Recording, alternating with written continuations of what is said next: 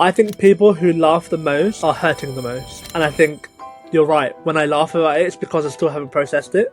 Yeah. Or when I laugh about it, I still haven't really come to terms with what happened to me. And the only way for me to get over it is to laugh, because I don't know what else to do. I can't constantly be sad about it. I can't constantly be crying. I can't constantly being like, why me? I can only laugh. That's all I know. Yeah. So for me, laughing is the only way I can truly come to terms with the horrors I've been through. Ladies and gentlemen, welcome to the Daniel Lee's podcast.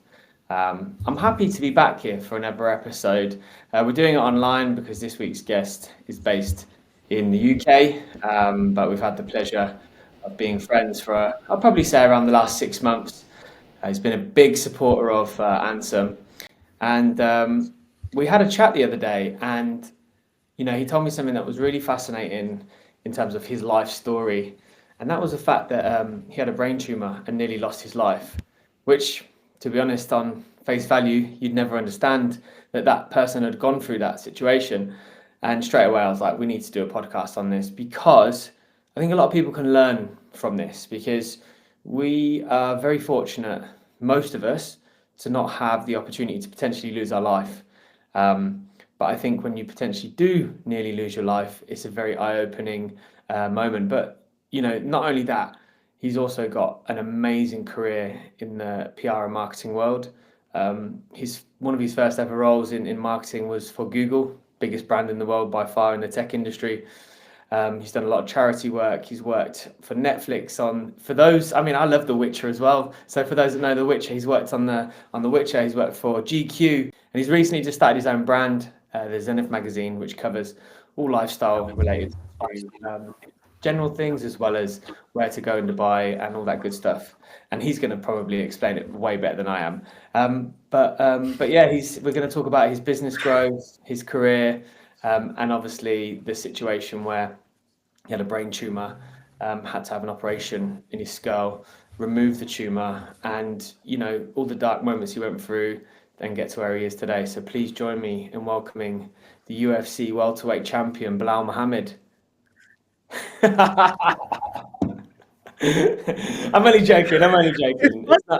It is Bilal Muhammad, but it's not the UFC title holder Bilal Muhammad.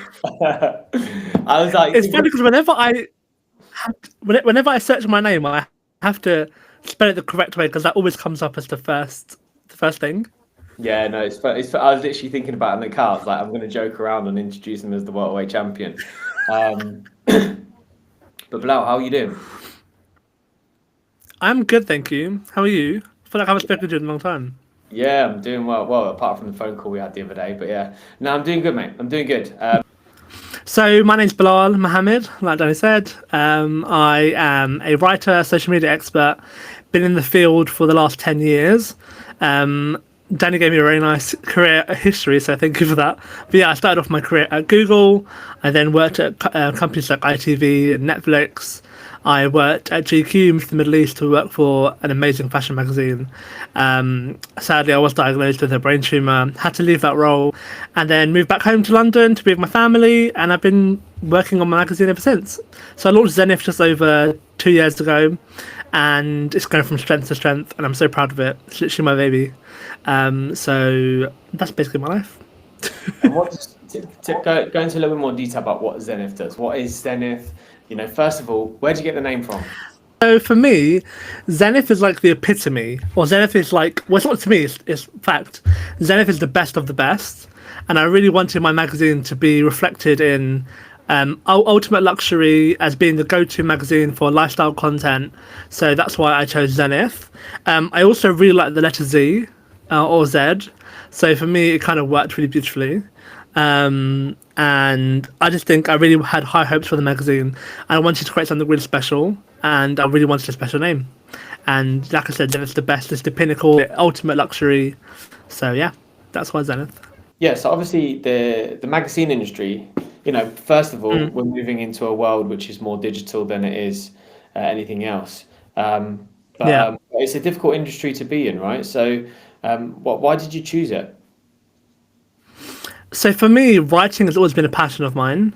I've always loved writing. I've always been really I've always been really interested in kind of writing books, writing stories. When I was younger, I used to write poetry.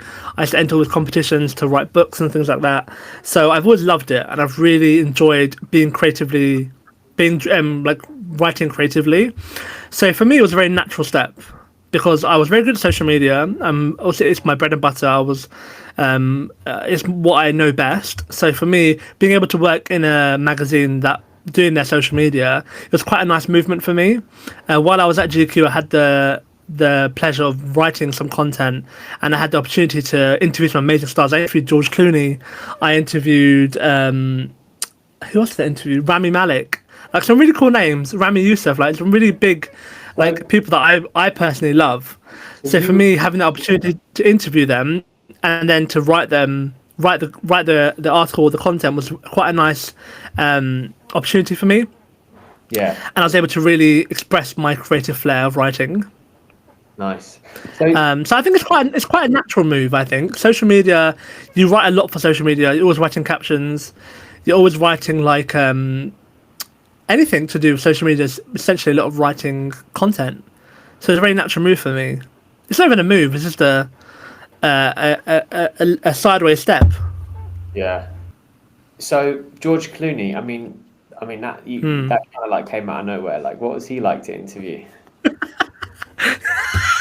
George Clooney. So I don't know how much you know about magazines and stuff, but when you work with a magazine, you get like 5 minutes with a actor to actually ask questions, and they record it for you and they send you the video. So I had 5 minutes with George Clooney. I think I had maybe 6 minutes with George Clooney, and I was a bit starstruck. I was very young. I was like 20. How old was that? Maybe 25 at the time. Very confused about what was happening. I was talking to George Clooney just suddenly. And so I jumped on the call, spoke to him, and I like to talk a lot. I'm very talkative and I'm very bubbly and open. So I was talking to him very normally, and I will never forget this because one thing he said to me was, this is the only interview that I've had where you've been genuinely kind. And I said, that's really nice, thank you. And he also said to me, you got very nice hair. so from that, or he might have said, you look very handsome, or hair, something like that. He gave me a nice compliment. And then I left that interview feeling very elated and very happy. And then I just wrote that really quickly, sent it to his team. I think I asked him like 3 questions because literally 6 minutes is not a long time. Yeah, it's not. And they do like maybe 30 back to back. So I think I asked him 3 questions. I had to watch. They gave me access to the movie beforehand. So he was in a movie called The Midnight Sun, and on Netflix. And before I was asked to interview him, they gave me access to the film before it had been published, before it had been like launched. So I got pre-access to the film, watched it, wrote down some comments, wrote down some questions. And then, yeah, he was a lovely man. Very lovely man. Nice. So let's go back to your internship at Google, because most people would dream to have an internship like that. But, but also as well, I think sometimes when you talk about interns, like I've seen people go in previous roles of mine, interns come in and they do the worst job possible. But what was your role like at Google when you was an intern? So there's a film called The Internship with Owen Wilson. He's basically a 40-year-old man, and he gets a job at Google, and he basically it's about how fun the work is, and how like you get free food, and like there's like slides everywhere. There's like bikes on campus. It's a really fun environment. Google UK isn't like that to that extreme, but it is still really fun. So as an intern, I was working in the travel team. So I worked with some people who I think are such amazing human beings. My manager at Google is still my main reference for when I apply for jobs. because he was such a cool guy and I learned so much from him. He's still my reference, and I think also, I feel like when you're young and like impressionable, you try to do your best. So I feel like I worked the hardest in that job. So I worked in the travel team. I worked with some really cool clients. I worked on Hostel World. I worked on a brand called Host Seasons. They had like a launch event. But with Hostel World, I worked on a campaign with a British comedian, and he basically was traveling through what country was it? It might have been Malaysia or Thailand, and Hostelworld had launched this new app. So I was working with him to create the social media content around this new app. It was a very fun role. Like I said, I worked at Hostelworld. I worked on the new Wonder Woman film at the time. So when that first film came out, I worked on that. I worked on the BFG when that came out with the creative team. I did some really fun things. I think it's a very different internship to any other internship. It's very hands-on. It's very get stuck in. They give you a lot to do. I was also doing coursework alongside my work. So I had like regular coursework to do, like classes I had to attend. I was still getting paid alongside it. So I was making money while I was getting free food and like sleeping and having naps during the day.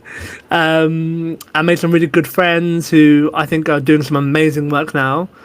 Sadly, I don't talk to any of them now because we're all just getting busy with our lives. But I see what they do on LinkedIn, and it's bloody incredible, and I'm really proud of them all. And what was the environment like in the office? Because I can imagine with brands like that, it's a bit of a savage environment. Like everyone's just intense, creative, like just so good. Google was very cutthroat, very corporate. I think there's a lot of people that are fighting for the same job or fighting for something that they really want. So I think there's not a lot of opportunity for you then to, although there is teamwork, I'm not going to like slate it, there is teamwork.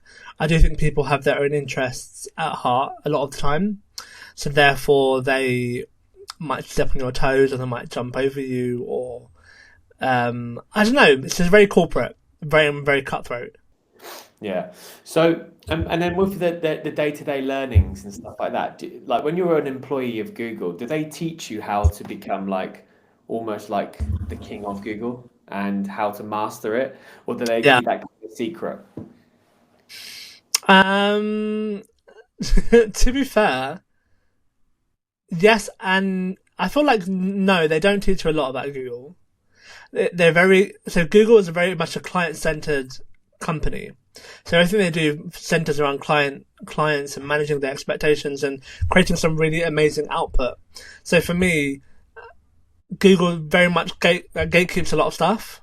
They don't necessarily, they also try, so when you first apply to Google, you have to go through a really crazy hiring process. So I think it was like 12 interviews. I had like a few interviews and I had like a group interview. I had to do a group task. So it's very intense in how they hired you. So they only hire the best people who they think are really going to champion their work and make some really amazing like content and be a really good client partner. So I feel like they do gatekeep a lot. When you work for Google, you don't necessarily work for Google if you're in a client servicing department, unless you work for like DeepMind or you work for like the sales team. If you work in client servicing, it's very much client focused. So yeah, they do gatekeep a lot. Nice. And then after you moved on from Google, what was your next kind of step then? So after I worked at Google, I worked with a charity called Great Ormond Street Hospital. I was a digital assistant there. So I spent a year there working on the international team. So I worked with Middle Eastern patients and patients from Asia, and we worked with them to create content. It was very social media focused. There was some digital work like website and writing, but it's very much a creative and fun role. Yeah, nice. And then at what point did the Netflix opportunity come around?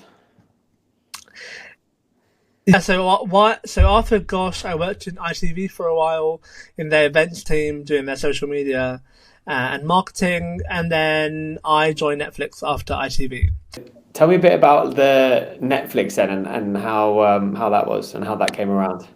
So I was very much looking for something very creative, and I really wanted a job where I can flex my creativity. And I love social media and I love creating fun content. So for me, Netflix was a really nice move. The team were really young. The team were really ambitious, really creative.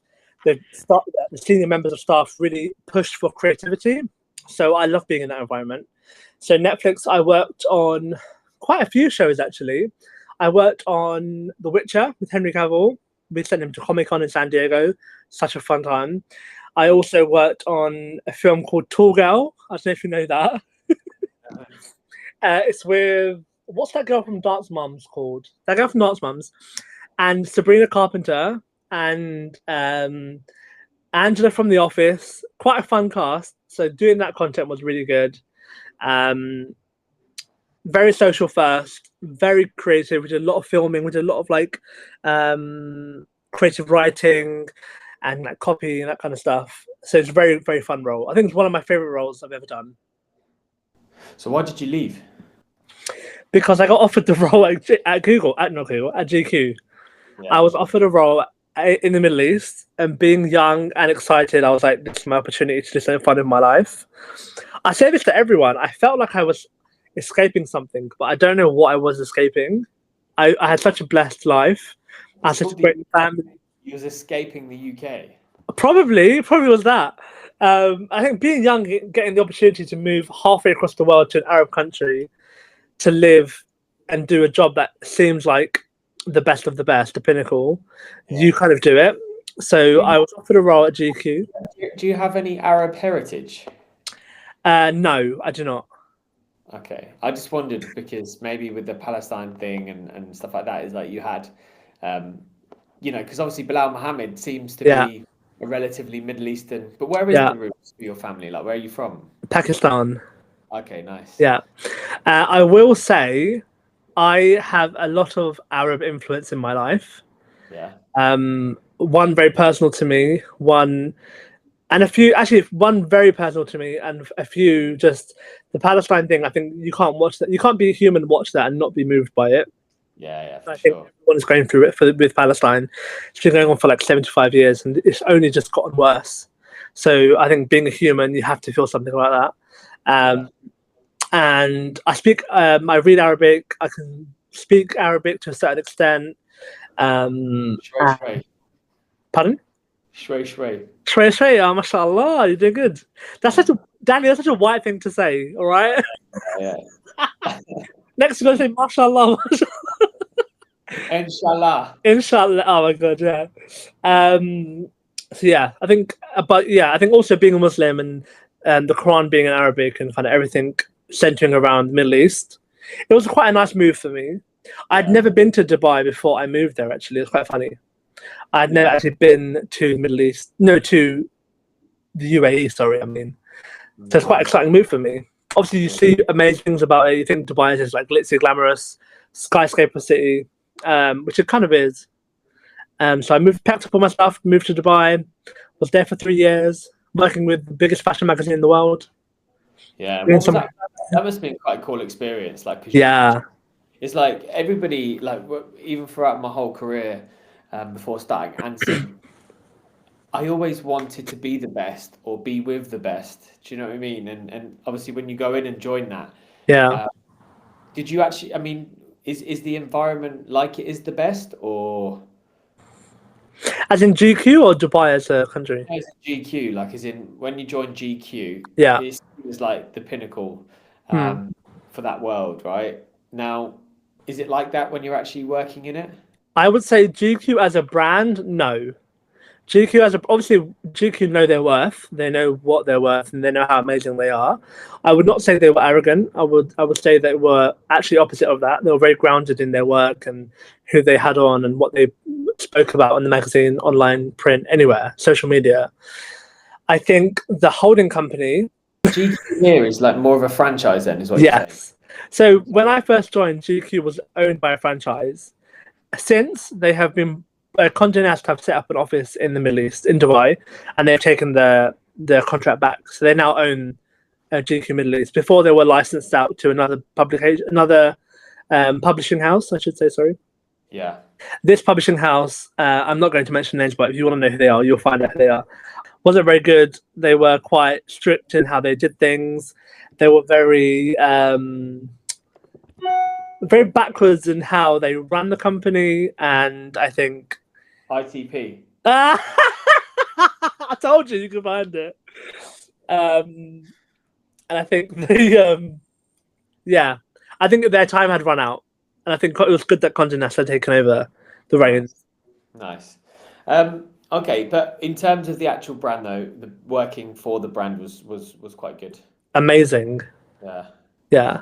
And what the sort of stuff that you would get up to on a daily basis and Yeah. like that? Sure.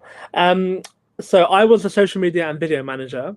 So my role essentially consisted of daily social media, creating content, writing captions, doing all that kind of good stuff, and then working on video content for the magazine. So one thing I should say is I joined the magazine in peak COVID. Okay, so funny story. I left London on, I think it was a Wednesday. I landed in Dubai Thursday morning. No, I landed in Dubai Wednesday evening. And the HR lady called me and said, Bilal, just to let you know, there's a deadly disease going around. This is exact words, verbatim. There's a deadly disease going around. So we have two options for you. We can send you home, or you can work 3 days a week. No, you can work 4 days a week. And I said to her, I have not flown halfway across the world to start a new job to be sent back home. So I opted to stay and work 4 days a week. So my salary was cut from the beginning for 6 months. And then it was after 4 months, it was then cut to 3 days a week. I might be getting the timelines mixed up. I don't remember, but it was after a certain amount of time, it was then cut to 3 days a week. So my salary was really affected for that half a year, and I was in that role for a year and a half. So first starting that role was very, very difficult because I had to like dip into my savings and like live in a whole new world, make friends with virtually no money. So it was quite hard. And so many restrictions as well. Exactly. Like I don't know if were you there during COVID? Yeah, of course, yeah. But So do you remember we used to have the app and the Dubai police had to authorize you to leave the house? Yeah, yeah. So I remember doing this. Yeah, it was awful. So it was a very hard time for everyone. But we the good thing is that here is I think the UAE managed it perfectly They because did. they were like locked down before anyone else. Yeah. I remember her family being like home and they're like, "Why are you in lockdown for?" But they locked everyone down. I mean, it was a savage lockdown for like 4 weeks. Then after the 4 weeks, they started to lift the restrictions, whereas Yeah. the whole world was like struggling for months and months and months. Yeah. They came out a lockdown, but Dubai just kind of rode it out, and like Yeah. the economy's been booming since then, whereas everybody else Yeah. has just suffered really, haven't they? It's so true. Yeah. But I feel like that was 100% very necessary. It was very necessary for the people and for the country. But me being a new person to the country, it was not what I needed. And I really had to find strength in myself to actually pull myself through it. I was living by myself in a new country, making new friends, learning a new job, having new colleagues on virtually no money. So I had to dip into my London savings all the time. So for me, that was really hard to navigate, I will say. But I did a lot of really fun things in that job in those 3 months. So we launched a TikTok. So I remember being at home, like doing random TikTok dances and like doing really fun content for GQ at the time. I remember interviewing some amazing like celebrities around the world on Zoom. I interviewed like one of my favorite ever interviews was this Canadian singer called Fauzia. So at the time, she had done a collab with what's his name, John Legend. And I've always loved her. She's been a really great singer, and I've always thought she's been incredible. So when I interviewed her, like that was the most starstruck I've ever been. And like I said, I've interviewed George Clooney, and interviewing her, I was so starstruck because she was such a genuine, kind person. So during that lockdown period, I did get to interview some really amazing people and do some really fun, creative things. But like I said, it's very hard to navigate all of that when you're in a new city. All by yourself. Yeah.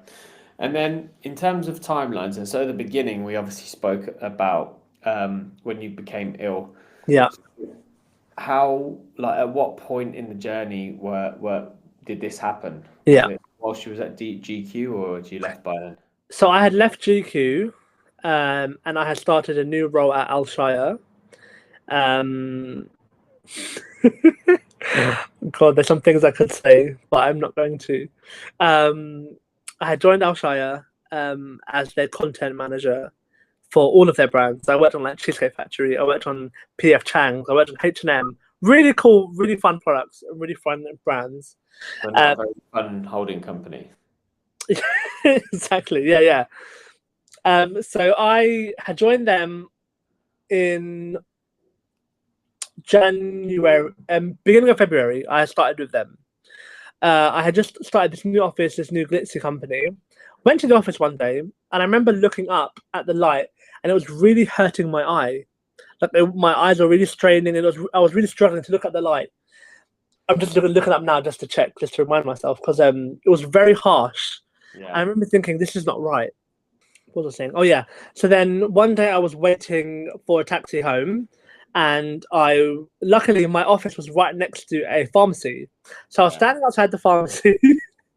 I can laugh about it now because I've been through the trauma and I find it quite funny now. And I ran inside and I said to the guy, "I'm going to throw up. I need you to give me a bag." Um, The back of a was taxi. no, the pharmacy, inside the pharmacy. Oh I wow. ran into the pharmacy and I said to him, I'm going to throw up. I need a bag. And I said, he said something like, I can't remember if it's like no or give me a minute. I said, if you don't get me back, I'm going to throw up on your floor. And me being British, I just thought like I'm going to do it. So he ended up getting me a bag, and I did whatever happened. I went home, and I was feeling very nauseous and very sick. So this happened for a good 2 weeks. Me going into the office, me looking at the lights, couldn't look at the lights, me throwing up constantly. I remember going to a Snoop Dogg concert in Dubai, and just before we were leaving, I was severely throwing up, and I was like, I couldn't go, so I had to miss the concert, and I stayed at home because I literally couldn't leave the bed. Yeah. I remember going to Global Village to see Anne Marie, and I got there and my head was spinning. My head was in so much pain. I physically couldn't stand up, so I had to leave the concert area and sit at the back, just sit on the floor and wait for it all to finish. I could go home with my friend. Did you not Uh, ever think in this whole point that there's something wrong? Because I I mean, did, look, you can obviously have a bug or whatever and be like, yeah, yeah, okay, I've got a sickness. But like when it's to that level, you must. yeah. Did you not think at any point, I need to go to the hospital and get this checked because this isn't. Yeah, so just to preface that, after just after the Snoop Dogg incident, when I was feeling really unwell, I went to the doctor, and I said to her like, "I'm in so much pain. I'm in severe pain. I need you to do something." So she ran some tests, and and then she said to me, "You have a stomach problem." I was like, "Okay, fine." Me being stupid, I was like, "All right, fine." Took the medicine, tried it for a couple of weeks, nothing happened. So my friend actually was the one who instigated it. I literally, she saved my life. She 100% saved my life. Emma, if you're listening, legend. I love you. So me and her went to the doctor, and she said to her, "This is not right. He's feeling really unwell. You need to sort him out." And she did not leave that office until she gave me an MRI scan. And I'll forever be thankful for my friend for doing that. So I had my MRI scan, I think a couple of days later. Um, and by the way, I'm severely claustrophobic. I can't get in lifts sometimes. I'm that claustrophobic. So to be in an MRI scanner that close, that tight was awful. But I still to this day believe God gave me strength to just get it over and done with. So I got in the MRI machine. They scanned my brain. I then went to a work event a couple of days later. And also in Dubai, they don't send you documents. I'm sure you know this. They WhatsApp you documents. So I got a WhatsApp report of my MRI scan. I had no idea what it meant. I had no idea how to interpret it. Luckily, my sister's a pharmacist. So I sent her the message. I said to her, Halima, can you just look at this document and tell me what it says, what I have to do? She read it. She instantly called me and she goes, Bilal, you have something in your brain. Or I think it was a voice note or something. Bilal, you have a tumor in your brain. I've spoken to my consultant doctor friend. She said you need to go to the hospital ASAP. At this point, it must have been about 10, 11 o'clock. I went home, went to bed. The next day, I went straight to the doctors, straight to CMC Hospital. Shout out to CMC in Al Jadaf. Got in a taxi, went straight there. I met Dr. Yahya. Okay, Dr. Rafat Yahya is his name. So I met with Dr. Rafat Yahya from CMC Hospital. That man is doing the God's work. He is an angel. He literally saved my life. If he didn't complete the surgery as he did, I would have died. Um, he sat me down. He said, Bilal, you have a 5 centimeter tumor. He showed me it with his hands. He goes, this is how big the tumor is in the back of your head. We had to get it out. And I said, and I was in shock. I was literally in shock. And I said to him, okay, my first thought was I need to get home. I need to go out to London. I need to be with my family because if I die, I want to be around my family. I said to him, I want to go home. He goes, no, you cannot go home. I fear for your life the moment you go home. So we did another MRI and we ended up agreeing to have the surgery. And I said, yeah, let's do it. I was admitted into hospital that night. The next day, I had my surgery. So in a matter of 24 hours, I was having brain tumor surgery. So I remember being admitted into hospital, calling my friends. I said, like, I'm just letting you know, I have a brain tumor. That conversation was also very funny. I have a brain tumor in my head. I'm going into surgery tomorrow. I need you to pack up some stuff and bring it to the hospital. Luckily, they did, and they brought over some stuff for me. And I was able to check in very calmly, very quickly, with the help of the people around me. While this is happening, I didn't know this was happening. So while all this was going on, I was sorting out my life and figuring out what was happening. Dr. Yahya had called my mum and my sister, who are in London. My sister's obviously a medical professional. My mum's my mum. So he said to them, I want to brace you. Bilal could die. In no uncertain terms, he had said to them, your son could die. So for me, I didn't know this at the time. My mum told me this afterwards. My mum was praying. My mum is very religious, so she was praying for me. She was praying that I had full recovery. My sister had booked a flight for Dubai that evening and reached us the next day. My surgery was at, I think, midday or like 12:30. My sister landed in the hospital at 10 minutes before my surgery. So I got to say goodbye to her. I got to just see her for my surgery and then went in to have my surgery, and the rest is history. When you come out of the surgery, Yeah, and you open your eyes, yeah, you remember what your thoughts were? yeah. I remember crying. I remember intensely crying. My head was in so much pain. I physically couldn't. I didn't know what was happening. I was very confused. I was calling out for my sister because I knew she was the only one there. Yeah, I remember calling out to her, and then just very confused because coming out of anesthetic is very, very trippy. Especially when it's on your brain, right? Because I've Yeah, got an ankle operation. I came round and my head was I was just zonked. Like I was. yeah, It's like it's almost like you've been on the biggest bender of your life, yeah, but exactly. you have no hangover, Yeah, just pure brain fog. yeah, exactly. And I remember just thinking, like, where is everyone? I don't know what was happening. I don't know what was going on. I was calling out to my doctor, calling out to my sister, and then I stayed in the ICU for like maybe a week, just recovering. But I remember just being very. It's almost like an intense state of confusion.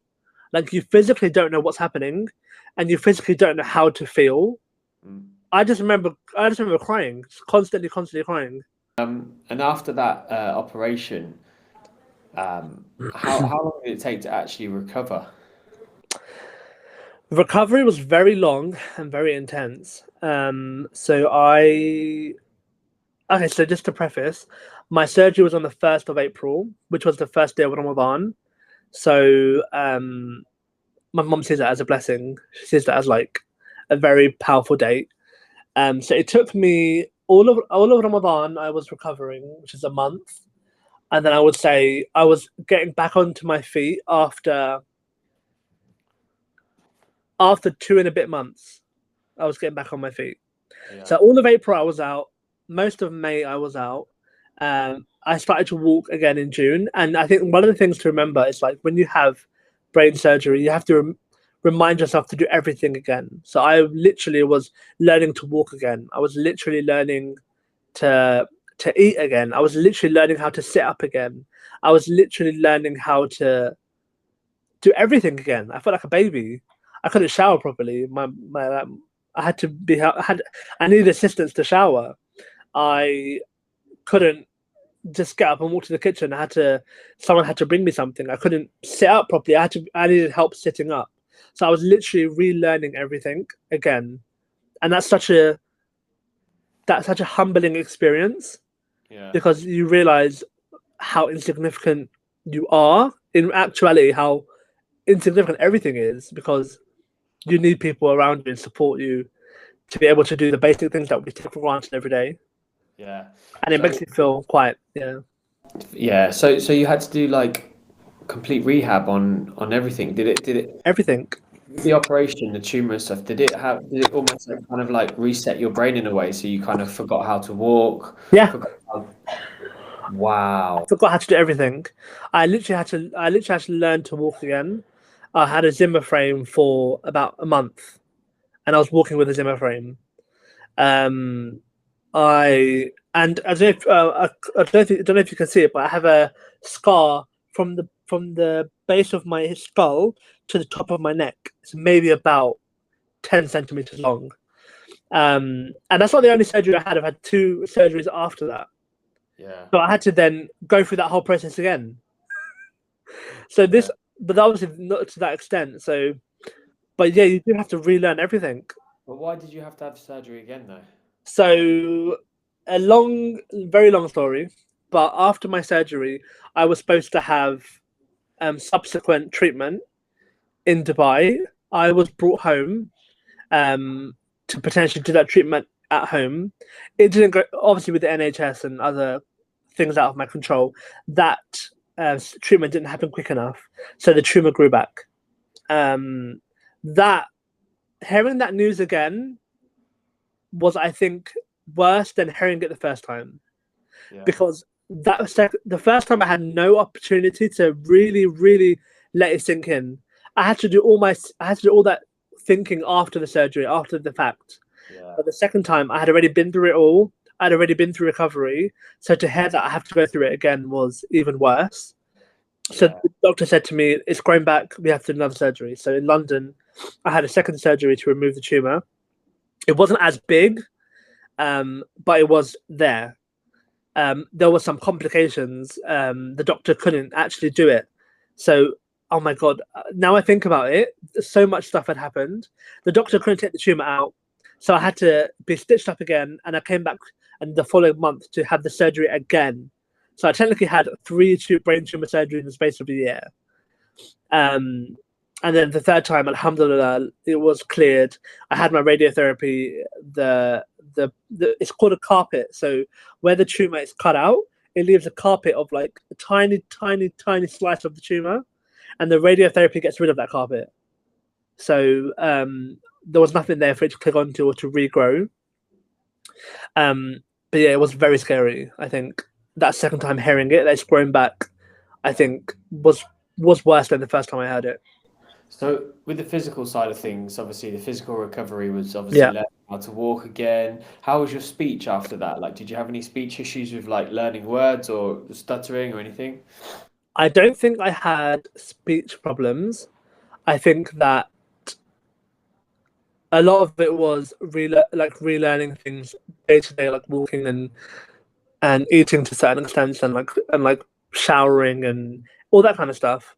I don't think I've had problems with my speech, only because the area of my brain it's not a speech affected area. If it was the front of my brain or a different area, it might have affected it. But that area is mainly memory and like ability to do things. Also, now a lot of my memory has gone. I don't remember a lot of my memory. I don't remember a lot of my long term memory. Wow. So Um, like, for example, like you don't remember anything from being a child and stuff like that? not a lot of it. I would say 80% of my memory has gone. Maybe more. A lot of it I just don't recall. Wow. Yeah. That's sad. So when it came to the physical side of things, those were the kind of physical aspects you had to get over. What about the Yeah. mental side of things? You know, not only the Mm. mental side first time, but a second time and all these things. Yeah. So how did it impact you, like mentally? I think both experiences were very different. So with the first one, I was stuck in a room um, for a month on a bed on the floor. bed had broken. Oh, sorry, on a mattress on the floor. My bed had broken, so I was literally sleeping on a mattress on the floor. Um, and it was very difficult for me. I couldn't work, I couldn't see friends, I couldn't get up and cook, I couldn't do anything for myself. So mentally, I felt really in a bad place. Yeah. And I think so. I had a cat called Oscar, who I called my best friend. He was my best friend. Having him there really helped me mentally. Yeah. Having him, just like having some familiarity there, was a godsend. Also having my sister there, my mum there were amazing. But I think mentally it was very challenging. I can't describe it because it's so indescribable. Like being stuck in a room after a major surgery is hard for anyone, but being stuck in a room in another country where your friends can't see you, you can't work, you're stuck in a room with one person who's also going crazy, um, and making sure that my mum went out and like did her walks and like kept her own mental capacity at such a level where she could look after me is also very challenging. Yeah. So I wasn't just looking after myself; I was also making sure that my mum was okay. Which is which is anyone, no one should have had to face that, but I had to do that. And then second time round, the surgery was wasn't as intense. So again, I had to relearn everything. I had to relearn the walking. I had to be helped the first month of my life, but I had been through it, so I was able to kind of push through and kind of persevere. Yeah. Wow. And were there any like dark moments where you just thought, I don't know how much more I can continue? Um,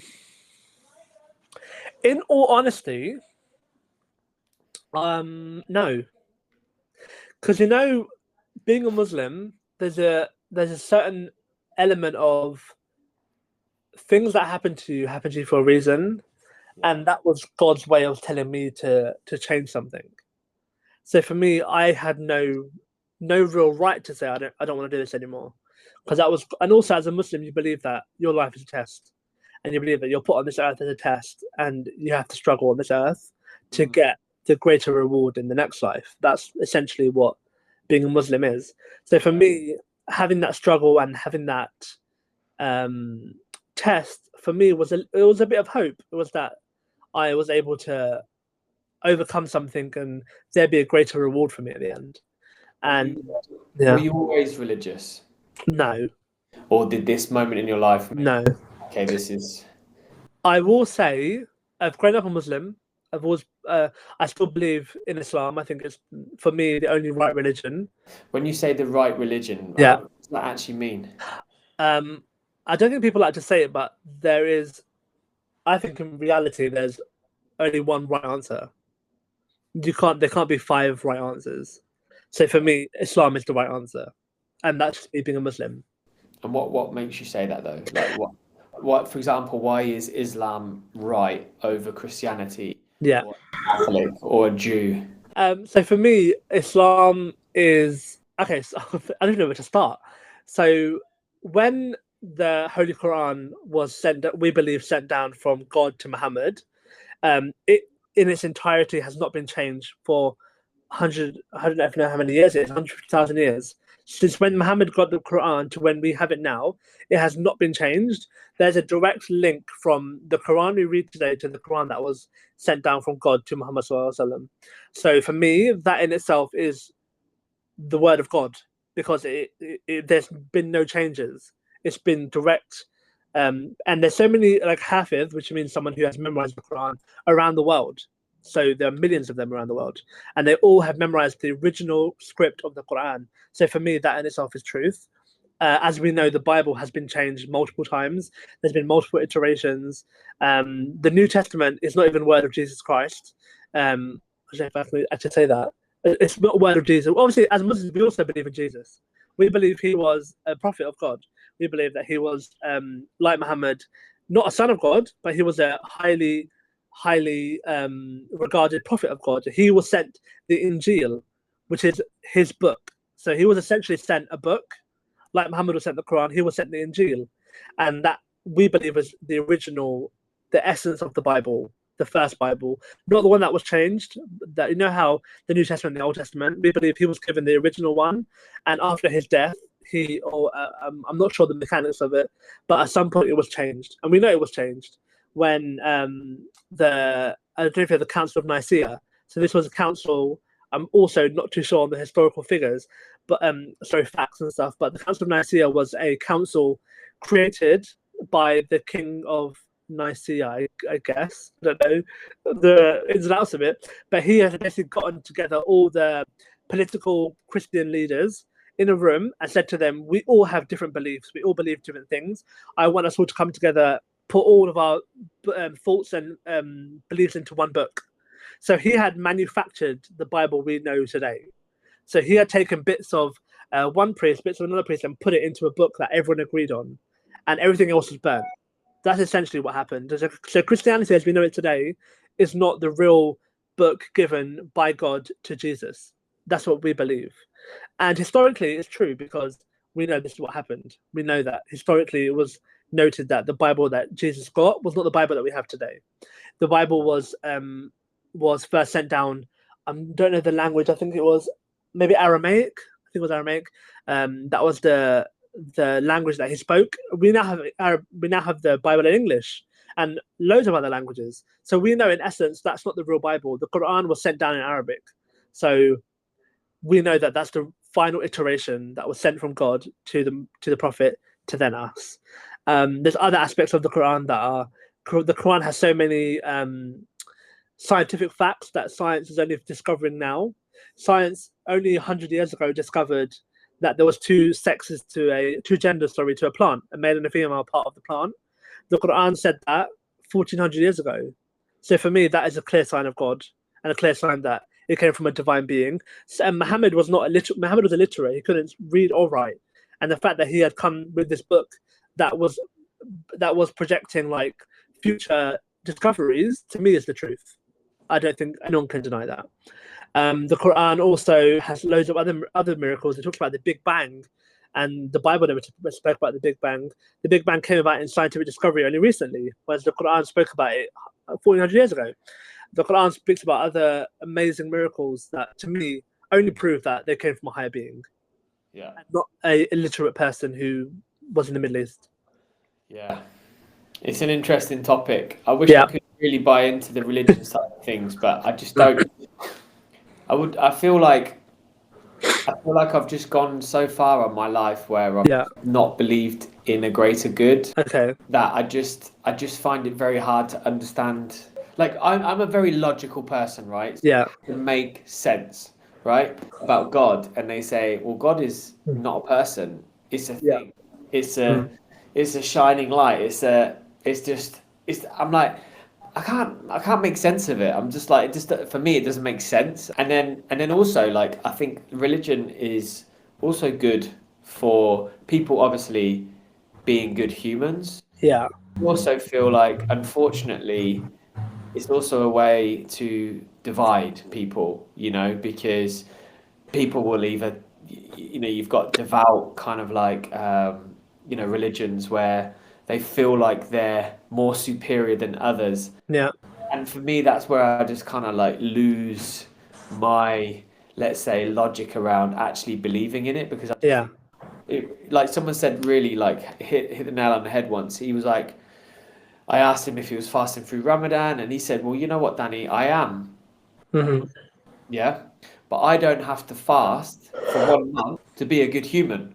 Yeah. I just have to be good every day. Whereas some people are terrible human beings, but they fast to feel like they've cleansed the soul. And I was just like, it's quite an interesting way of looking at it, right? But yeah. I wish I could have understood it and learned it a bit better, but I feel like I'm just at the age now, I'm just like, I don't know. I don't really know what to believe. I get that. Yeah, I think obviously people are allowed to have their own beliefs, and whatever you believe in is what you believe in. But just as a question, what I said about, like, for example, the scientific things, did that not seem like cool to you? I mean, I was listening to a podcast the other day about a physicist that's been spending like millions and millions upon hundreds of millions of dollars of actually researching it, and they were actually breaking it down, where they were talking about how the galaxies keep expanding. Um, and I Yeah. don't know. I feel like what what we know about life Mm. is limited because outside of our brain, we can't fathom what else is out there, right? Yeah. But Mm. I feel like we're just a minuscule dot in 100%.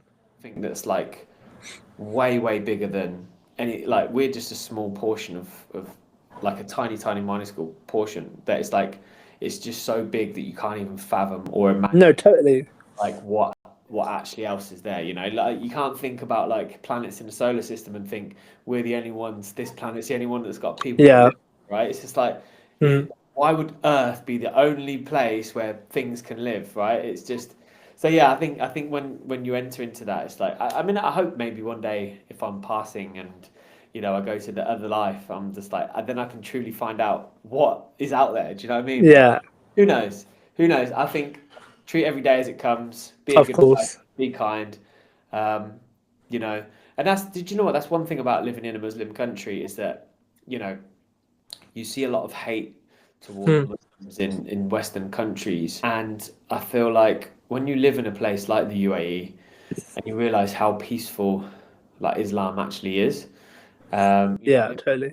a Muslim country that accepts all religions, like Mm. everyone can be as one, you just think to yourself, why can this not exist in other parts of the world where there doesn't have to be so much of a divide, right? Everyone can just believe in whatever as long as you're just good to each other, right? That's all that I think. No, totally. But listen, that went on a different direction, which I love that. Exactly, yeah. Listen, um, I thank you for opening up to us. But the way we like to close the podcast is we ask a few kind of like quick fire questions, and Yeah. I've been prepared for you. Sure. So, outside of Zenith, Hmm. what is your favorite magazine? Oh, that's a really good question. Um, like a physical magazine or like a digital magazine? Come on, any magazine. Okay. Outside of Zenith, Zenith is obviously my favorite magazine, but I would say I really love the Rob. Is it Rob Report or the Rob Report? I think that's a really beautiful and beautifully crafted magazine, both digital and print. I really love the Rake. I think Mm, the Rake is really cool, very classy. That's the kind of that's the kind of style we're going down for Zenith. Very yeah, much like clean aesthetic and kind of like cool and authentic. So I really love the Rake. So yeah, I'll say the Rob Report and the Rake are my favorites. nice. You obviously nearly lost your life, right? Yeah. What did nearly losing your life teach you? What was the number one thing? Don't take anything for granted. Really value your family. I think it's very easy for you to get sucked into a life where your friends are your life, whereas friends often come and go, and that's the truth of it. Friends will leave you eventually, whereas your family, ideally, are going to be there for life. You're kind of stuck with them, so never underestimate the power of your family. And yeah, I think that's the main thing it taught me. Yeah, but you say that though, but for example, not everybody has a family like yours, right? That's So, true. I feel like Friends is one of those ones. It's that everyone says blood is thicker than water, right? But Yeah, ultimately, you don't choose your family, but you choose your friends. yeah. But yes, I totally agree. But I do feel like you could choose wrong. Like I've definitely chosen wrong in my life. Oh, 100%. Um, but I feel like with family, there's a much easier route to fix it. I think friends is very easy to just cut them off and move on. And that's the extent of it. You might have experienced some amazing things together, but to be able to cut them off and move on is very easy. I think with your family, it's very hard for you to then cut them off and move on with your life Mm, because you want to mend it somehow. And I think it's much harder because there's a lot more shared love in a family, and I think it's a lot easier to mend those things, unless there's like things going on in the family that are beyond anyone's control. yeah. Um, I feel like yeah, from that moment, I'm never going to take my family for granted, and I never will. Okay. Um, what does entrepreneurship mean to you? I think being an entrepreneur means taking risks. in any capacity, be that in um, starting a new business, be that in expanding your current one, be that joining a new, like expanding to a new country, hiring new colleagues, like whatever it looks like, I would say take risks is entrepreneurship. And I think being creative is definitely entrepreneurship. Yeah. Um, yeah. If right, so obviously you've built a business. So this is a question, but a long explained one. You've built, Okay. you're in the entrepreneurial world. Yeah. If you could take information from this guy Yeah. and take it back to the Bilal that never started a business Yeah. before, what would you tell him? Oh, information from me and taking it to me. Yeah, so Yeah. you've got experience as an entrepreneur, Yeah. back to being never started a business. What would you tell him? One thing. Trust your gut. Yeah. Yeah, that's the only thing I would say. I think I've had experiences in life where my gut has told me something and I've ignored it, and I shouldn't have ignored it. So yeah, trust your gut. That's Your gut is great. never wrong. It's posted into you. Let's say failures. Like when Yeah. something goes wrong, how do you see it? That's a very tricky thing to answer because I think failure is very multifaceted. I think failure has the ability to really bring you down and then make you feel like you're not worthy. So, but I think failure has a way of also teaching you what you need to learn. So I think if you feel proud or arrogant enough to not want to learn, failure is the only way you are forced to learn. So I think failure is good for everyone, be that anyone who is doing anything in their life needs to fail at some point to learn something that they didn't necessarily want to learn. Yeah. And I think failure has a very good way of humbling you, has a very good way of bringing you back down to earth, Yeah. and not letting your ego take over and take control of your body. Because in actuality, your soul in Islam we call it your ruh, is like your soul and your makeup of who you are shouldn't be dictated by your ego. Your ego should be kept in check. So I think having those failures allows you to keep your ego in check and really give you clarity on what's important. Yeah. Amazing. Well, Yeah. Bilal, thank you very much. I want to wish you all the luck for your next fight in the UFC. Tomorrow I'll send you a ticket. Yeah, but no, honestly, cheers. Thank you very much for obviously opening up. I actually was thinking to myself when you started talking about the brain tumor, I'm like, this is like such a traumatic time in somebody's Yeah. life, and you were laughing about it, and I was Yeah. feeling, is this a way to like cover up the pain? And then when you started to 100%. cry, I was like, wow, like because it is like it's raw emotions. Yeah. You know, I mean, I don't have a past of like having bad health. Or having any illnesses that have like really shocked me, but I have a history that was very colourful. Yeah. And like, my way of dealing with that past is to completely forget about it. It's to Yeah. completely cover it up. And then when you actually uncover it, you're just like, and then you revisit it, it's like, wow, like Yeah. that was actually really dark. Do you know what I mean? I do want to say something. Okay. This might be controversial, but I think it's really important. I think people who laugh the most are hurting the most. And I think you're right. When I laugh about it, it's because I still haven't processed it. And when I laugh about it, I still haven't really come to terms with what happened to me.